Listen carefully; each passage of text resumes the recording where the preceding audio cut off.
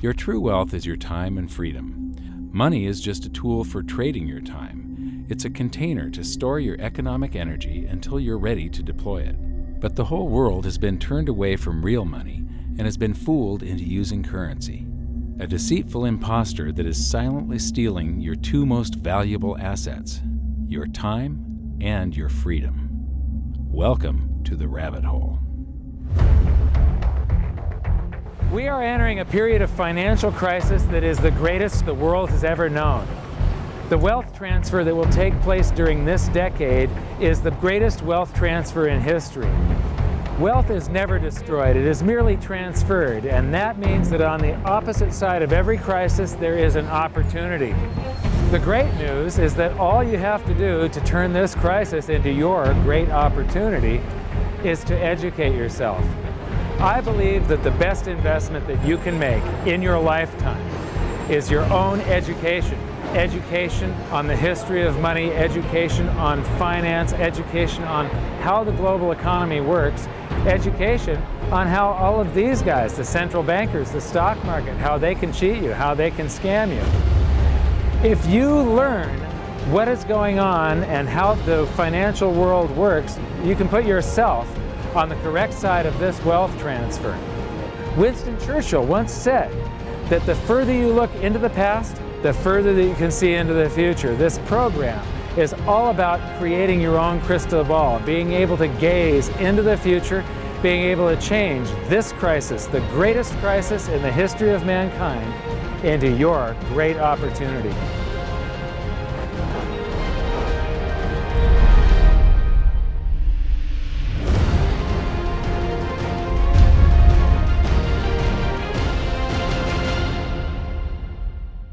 The hidden secrets of money, some of them are hidden in plain sight. They're like right in front of you. The way the monetary system works is something that isn't actually hidden away from all of us. It's out in the open, but it's complex and people just they can't see how it works. It's hard for them to imagine that we're living in such a hoax. Others are meant to be secret, but the truth is slowly coming out, like the Federal Reserve being a private corporation and not really part of the US government. But when I started studying this, what I found was that there was no place that I could point people to where they could get it all in one spot. And so I basically decided to write my book about it and consolidate monetary history, economics, the markets, fundamentals of gold and silver. There's a lot of smoke and mirrors in economics, and I've sort of made it my job to lift the fog for people.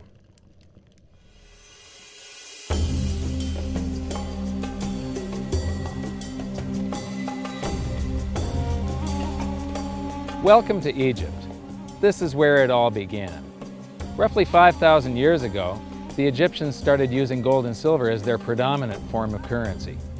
But it was not yet money.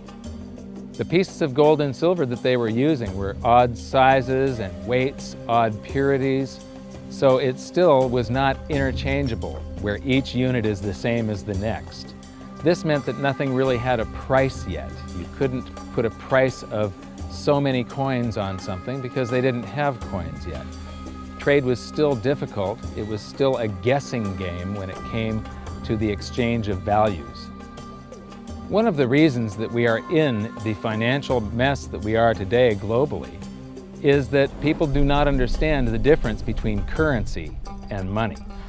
Currency is a medium of exchange, a unit of account. It is portable, durable, divisible, and something called fungible. Fungible means that each unit is the same as the next unit. $1 in my pocket buys the same amount as $1 in your pocket. Money is all of those things plus a store of value over a long period of time. Even financial planners, bankers, your accountant, they don't understand the difference between currency and money. The currency in your pocket is a medium of exchange. It's a unit of account because it's got numbers on it. It's somewhat durable, it's portable, it's divisible in that you can make change, and it's fungible. $1 in my pocket buys the same amount as $1 in your pocket. But because governments can print more and more and more of it, and dilute the currency supply, it's continually transferring wealth out of your pocket, out of your bank account, to the government and to the banking system. The reason that gold and silver are the optimum form of money is because of their properties.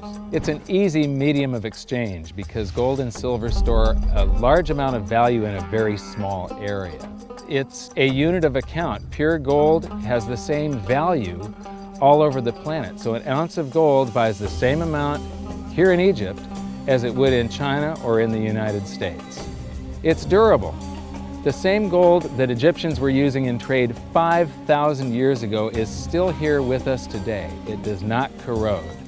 It's divisible. You can make change with it. It's very portable. You could use something like oil as money. It's just that you can't carry around a barrel of oil on your back. It's fungible. Pure gold is the same wherever it is on Earth. Pure silver is the same wherever it is on Earth. It's limited in quantity. That's the reason that it maintains its purchasing power. Governments cannot print it. Over the last 5,000 years, only gold and silver have maintained their purchasing power. There have been thousands upon thousands of fiat currencies, currencies that are unbacked by gold or silver, and they have all gone to zero. It's a 100% failure rate. Well, fiat currency, of course, is a currency that exists at the dictate or by fiat from a government. You say they have their printing presses, and the paper money rolls off the printing presses. And then they give it the fiat designation, which makes the currency official. It's just worthless paper. But when Ben Bernanke gives it the special sign and they have the cult meeting at the Federal Open Market Committee meetings, it suddenly becomes currency. If you look at what's really going on, it's a con game.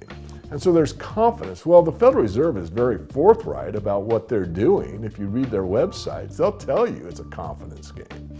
They tell you that there's no intrinsic value in their money. They'll tell you that they print it backed by absolutely nothing. They actually display all these facts. But if you tell somebody in the public that this stuff is created out of thin air, there's no backing whatsoever, it's absolutely worthless, it's about as valuable as monopoly money, they'll look at you like you're nuts. Is there an example throughout history of a fiat currency, a piece of paper that's unbacked by anything, surviving? Short answer, no. Long answer, no. And here's why. When Addison Wiggin took over at the Daily Record, when they got cranked up, Bill Bonner asked him to catalog all of the fiat currencies throughout history and what happened to each of them. Addison dutifully went to work. Within a short period of time, he had gone through the alphabet. All the fiat currencies that started with the letter A were done. They all went to zero. He was halfway through the letter B and all the fiat currencies that started with the letter B, and there were 600 of them in just the first letter and a half of the alphabet, and every single one of them went to zero. Every one. 600 fiat currencies that start with the letter A, and half of the ones that start with the letter B are 600 of these things. Not one ever came close. You think this one, the United States dollar, is going to be the first one after all that? I don't think so. No. No currency, fiat currency has ever survived. None. The thing about money is there actually is a fairly well accepted definition of what money is. The question is, as you apply that definition to particular things that people claim to be money, do they fit the definition? We'll just take the paper dollar, for example. How well does it perform those functions? Well, store of value. The dollar has lost 95% of its purchasing power since the creation of the Federal Reserve in 1913. So not very good as a store of value. One of the things I do is just a way to get the audience's attention is I have a slide, and there are 3 pictures on the slide. One is a pile of monopoly money. The other one is a pile of Federal Reserve notes, what Americans would call paper money. And the other one is a solid gold American Eagle 1-ounce coin. And the title of the slide is, which of these is not like the other? And if you know the show Sesame Street, or you have children who watch it, it's one of the favorite vignettes in Sesame Street. And what it really is a kind of IQ test for 5-year-olds. They're supposed to look at the 3 things and look at characteristics and find the one that's not like the other. Well, I've shown this slide to groups of Ivy League University professors, and I've also shown it to, children, kind of 5 years old, my nieces and nephews and so forth. And when the professors look at it, they say, well, clearly the dollars are not like the others because gold has no role as money, and monopoly money is junk, and the American dollar is a store of value, so that's not like the other. But the children look at it and they say, well, the gold coin is not like the other because the other two are just piles of paper and the gold coin is clearly something different. So my question to the audience is, who's smarter, a 5-year-old or an Ivy League professor? Before World War I, each note that a Treasury issued would say that there have been deposited with the United States Treasury $20 in gold coin payable to the bearer upon demand. The money was in the vault. The currency was a note they gave you that was a claim check, only a claim check on the money, the same as if you go to the dry cleaners and you give them your shirt and they give you a claim check for your shirt. The value is that shirt at the dry cleaners, not the piece of paper that says that you own that shirt. So our currency that circulated was the paper US dollars, and they were claim checks on money. The next hidden secret is the difference between currency and money. Money must be a store of value and maintain its purchasing power over long periods of time. As we progress through this series, you'll learn that national currencies are really a tool used by the government and the financial sector to leech away your time and your freedom by stealing your purchasing power. So rather than storing your economic energy, currencies leak. Now compare that to the gold and silver the Egyptians were using.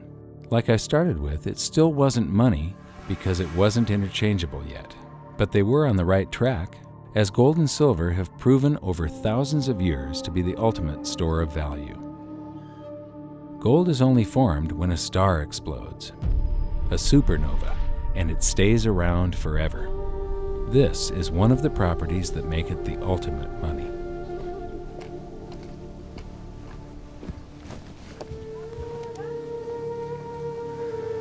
People are amazed that after 5,000 years, the pyramids are still here. But what I'm more amazed at is that the currency that the people that built this were using, that currency, that gold and silver that they were using in trade on a daily basis, is still around today.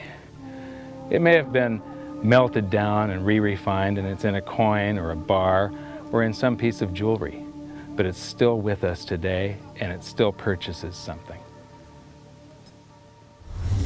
Yes, it is the ultimate money because there is nothing else even in the same league.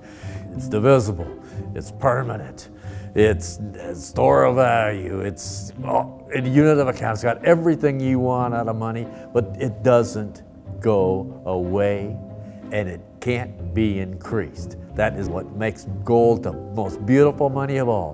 What more could you ask out of a money? It keeps governments under control. You can maintain a solvent system.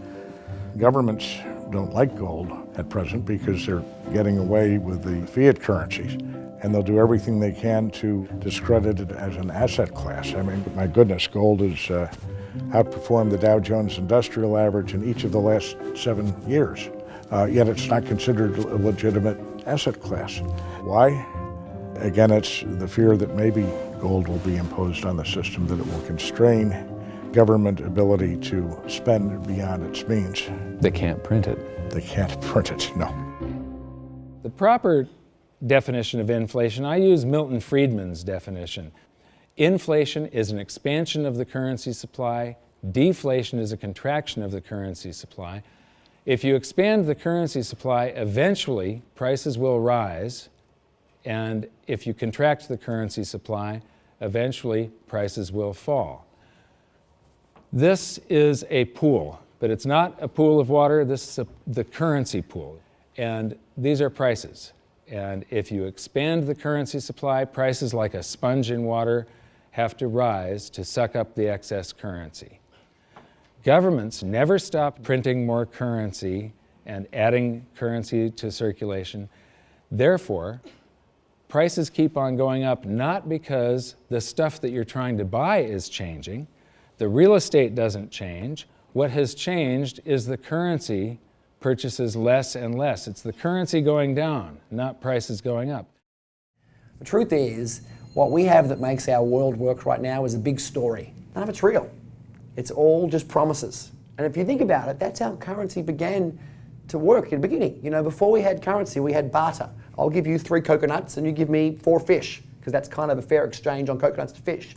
But that got complicated, so we had to invent this thing called money to be a divisible, portable medium of exchange. And the challenge is that we lost that a long time ago when we lost having things of value be our currency. And now we have this thing called numbers and accounts. But trust me, it is not real. It's a big made-up story. One of the biggest make-believe stories ever is called quantitative easing, which sounds complex, but it's really just a smoke and mirrors term for currency creation. QE started with the banking bailouts back in 2009.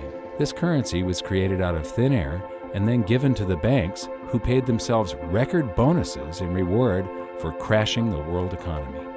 This is a global phenomenon, but all you have to remember for now is that whether it's QE bailouts or stimulus programs, these are all just voodoo, hocus-pocus terms for increased currency creation. I believe gold and silver will reassert themselves as money. And when they do, there just isn't enough. And their purchasing power is going to go up many, many, many times. Egypt is an amazing place. There's a franticness about it, and utter chaos, especially like the traffic. But when it comes to like all of the merchants that are trying to get every last dime out of you, you get fleeced to the point where you come back with an empty wallet. But you know what? They're amateurs compared to Wall Street. In the past several years, I've spoken in many countries about the crisis that's coming, and a lot of people think that they're going to be okay in their country, that it's only going to happen to the United States or maybe the United States in Europe. But what they don't realize is that this is a global phenomenon. I got to show you something here. This is base currency in the United States. This is the number of paper dollars that exist, basically. It took 200 years to go from no dollars in existence to 825 billion. And then we had the bailouts, and then we had QE1, quantitative easing 1, then QE2, and then we had QE3, and then QE4, and then soon we're going to have QE57 and QE382. And it isn't just here. This is what the Canadian currency supply looks like. This is Australia, South Africa, Russia. Now, this starts out in just the year 2001, and this is like 18 times more currency in existence in a little over a decade. Here's Singapore, same story. Look at that, since the crisis, just bam. India, China, every government on the planet is doing this insane deficit spending and expanding their currency supplies, doing bailouts. And history shows that there is no example of this turning out well. It is sometimes amazing that we haven't experienced more inflation than we have. If they keep expanding the money supply so vastly, why aren't our prices growing faster than they really are? And the answer is that a good chunk of the money that the Fed created has been shipped overseas. I remember early in my research, I heard this expression that the Americans have exported their inflation. I thought, what is that? How can you export your inflation? Put it in a box and send it out? What do you do? Well, now I understand. You export your inflation by simply sending all these dollars that you created to these other countries, and then they send you their refrigerators and their cars and whatever, their TV sets. So you get hardware, and they get little pieces of paper. It's a great deal for the American people for a while. For a while. Sooner or later, all of those pigeons come home to roost. When the time comes, as it looks like it's now coming, when the rest of the world is saying, we don't want to play this game anymore, Uncle Sam's dollars are just becoming worthless, there are too many of them, we've got to find something else other than American dollars, then those dollars start to come back to America. People say, we don't want them anymore, what do we do with them? Once this revs up and we've got this little trickle of money coming back that we previously exported, once it becomes a flood and it starts to rush back, now we are getting our former exported inflation brought back to us, and then we'll see the quantity of money inside the United States grow much more rapidly even than the Federal Reserve can create it, because we're getting a previous money back. And that's when we will really see the tanking of the US dollar in terms of what it will buy. During the second round of quantitative easing, global food prices went up 60%. And this created a humanitarian disaster for the 2 billion people on Earth who live on less than $2 a day. These people were hungry to start with, they became hungrier, and some of them started overthrowing their governments in North Africa and around the Middle East. So quantitative easing was the spark that ignited the Arab Spring. So that's it. When you create money, you get some sort of inflation. It just depends on where the inflation goes. It's all going down, down, down. Peasants are reeling from a game of coins and crowns. Given the premise that you have a permanent underclass or poor class, and how does inflation affect them disproportionately? It affects them basically in the percentage of their income that goes to food. And we see this as a ratio, and we know that there are some danger points. For example, in Egypt recently, once that ratio got to 40% of income going to food and the price of food rising due to inflation, when it got to 40%, that's historically a point where people actually stage a revolution. That's exactly what we saw. The French Revolution, similarly, was all around the price of food getting to a certain critical point where people simply, the risk-reward for revolution was favorable toward revolution. When they print it up, then it all goes down. Well, exactly right, because when you have a runaway inflation, it's punishing the very people who are most productive in society. In other words, the people that produce more than they consume and save the difference. The problem is that those productive people, the savers, save in their national currency. And unfortunately, the national currency is just a fiat piece of paper at this point. So when it's destroyed through runaway inflation, that $100,000 that you were hoping to retire on doesn't exist. And the things that you were going to buy with it and provide for others don't exist either. Now what are you going to do? So that all seems pretty scary. However, this is going to happen, and you can only play the hand that you're dealt. But the great news is that gold and silver always end up doing an accounting of the expansion of the currency supplies. Basically, the will of the public and the free markets. When governments do this kind of stuff to their currency supply, they debase it. Eventually it comes back in inflation. People sense the loss of their purchasing power. They rush back to gold and silver, and they bid the value of the gold and silver up in the country until it meets or exceeds the value of all the currency in circulation. This is a process that's been going on over and over again throughout history, except this time it's happening on a global scale. It has never before happened in all countries at once. And that means that this is the greatest wealth transfer in history. Therefore, it's the greatest opportunity in history, and it's not going to happen again in your lifetime. So now we've learned that your true wealth is your time and your freedom. Money is a trading tool that stores the economic energy that is your time and freedom, whereas currencies leak them away. Gold and silver are the ultimate money simply because of their properties. Fiat currencies are based solely on confidence and always return to their intrinsic value of zero. Governments don't like gold because it imposes restraint. Rising prices are a symptom of an expanding currency supply, and gold and silver always account for an expanding currency supply. So that's it for this episode. Join me next time as we begin to investigate how monetary history just repeats and repeats, and how gold and silver always win the battle between currency and money. Until then, my challenge to you is to stop calling currency money. It's a crucial first step towards setting your mind free of all this economic voodoo and changing your context. You can learn more by watching the bonus features on our website, and if you have any questions, you can post them there, and we'll answer some of your questions in future bonus features. So good luck, thanks for watching, and we'll see you next time.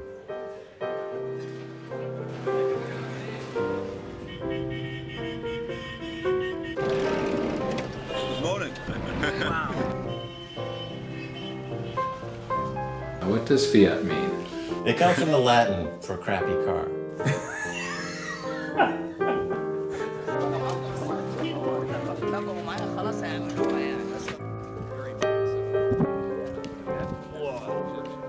In the desert in a suit. My camel died. You're not too sure about that, are you? Huh?